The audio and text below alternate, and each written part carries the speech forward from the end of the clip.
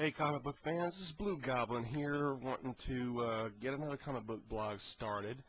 So the first part here is going to be all Marvel. And Craig, Brad, you guys at Grandland, I hope you're watching this video because we need to have a little chat here, shall we? First, let's start off with Amazing Spider-Man number 573. Craig, my man, you were right. I was waiting and waiting and waiting for this issue to come out. It did seem like it took forever to get here, and my friend, you were right about the overhype and the lackluster results we got. I was so looking forward to another classic drag-out fight between Peter and Norman, and it was just average. And a little bit of false advertisement here in New Ways to Die. Several months prior to the storyline, Marvel promised us the returns of Green Goblin, Venom, Eddie Brock. They got those three right, but they also promised us the return of Mary Jane Watson. Missed that one. Other than that, this was an interesting storyline, and this storyline made Amazing Spider-Man readable to me for the first time since Back in Black. This was really well done. The part 6 though had too much hype, and it just didn't deliver. So I give it a 7. It tried, but it could have been better. Now we're gonna leap from Spider-Man to his kid, Spider-Girl. The Amazing Spider-Girl number 25. Supposed to be a landmark anniversary issue. Mr. DeFalco is doing a great job with this title. However, this is another one of those comic books where I had to read about every page to understand it. There's a lot of dream sequences, a lot of mind warps. Peter Parker's still missing.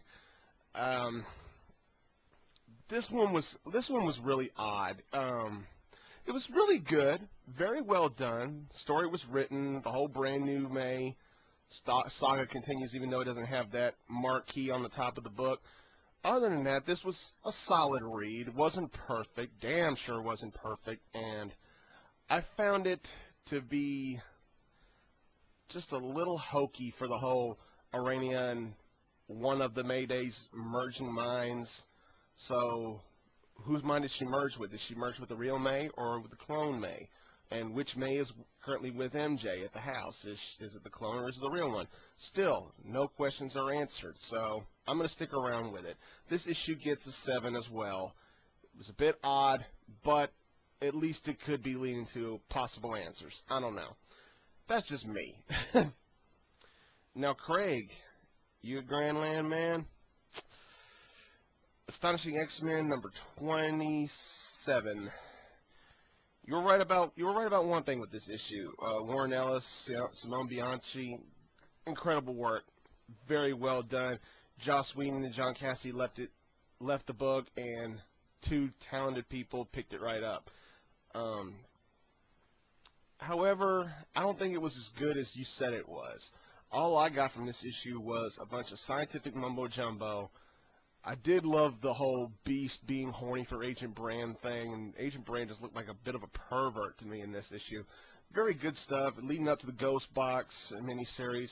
Hopefully that'll be really, really good. The artwork is incredible. I love the dialogue. Cyclops is acting like such a badass now, and it's not the Cyclops that I've grown up reading. It's definitely a change to the character, but is it a welcome change? Maybe, maybe not. It just depends on how far they drag this out. You are right, though, on one thing, Craig. This is a bad time to be an X-Men fan because some of these stories in all the X-Men books, not just in Uncanny and damn sure not just in X-Men Legacy, some of the stories are just getting really, really odd, and some of the books are getting hard to pick up. This particular issue of Astonshing X-Men gets an 8 because this is still a solid title. I never get tired of reading this, and I'm so glad it's finally a monthly title. Praise Warren Ellis and Simone Bianchi. Awesome book. One of the best books of the week. Now let's go to where I disagree with you guys up there at Grandland. I disagree with what you said about this. Uncanny X-Men 503. I don't disagree with everything you said. I, too, hate the fact that Wolverine's driving a classic car. What the hell? What the hell? I mean, if he was driving a motorcycle without a helmet, then yeah, I would like that. But he's driving a damn car with Nightcrawler, and he's worried about how the car smells? Huh? What? Brubaker fraction? You gotta kill that part out of the story. Come on, please. And I'll tell you one thing, because of this issue, all of a sudden I find myself being a fan of Pixie. It just happened. It just happened. And with Pixie doing what she did, just made me believe, okay, she's ready to be a permanent character in this book. She proved to me that she can be a decent X-Man. Really good. I actually like the twist with Madeline Pryor being the mysterious redhead on the cover instead of Jean. With Madeline Pryor suddenly mysteriously back from the dead, who knows what they're going to do with this book. I actually enjoyed it. This gets a 7.5. Really good, although some of the parts in this series right now are just getting kind of lame. Finally, we're looking at Ultimate Origins number 5. So they're finally closing this series out, and this is kind of like Amazing Spider-Man for me. It just got a little too much advertisement and not enough delivery. Well, at least we finally get the ultimate version of the Watcher. It turns out it's a device that has to control people in order to speak out. They're not harmful in any way. They're observing what the Ultimate Marvel Universe has done throughout the years, and maybe now that we got the Ultimate Watcher, maybe we can get some Ultimate What Ifs. That's something I would enjoy. I would enjoy to see some Ultimate What Ifs. Mr. Bendis, if you're watching this, please do that. You got a guaranteed buyer if you guys decide to do Ultimate What If. A new Herald is chosen, and it's Rick Jones, and don't quite get where they're going with that right now. Maybe they'll do something like they'll show what's going on with that in Ultimatum. Who knows? Overall, this issue gets a 6 because it didn't really do that much. But the Ultimate Origins series overall gets an 8. It's very solid. I love the writing. Oh, by the way, Ultimate Origins 5, we get to see how Charles Xavier became crippled. I guess everybody already knew Ultimate Charles Xavier's origin, but for those of you who didn't catch it, you might want to pick this book up.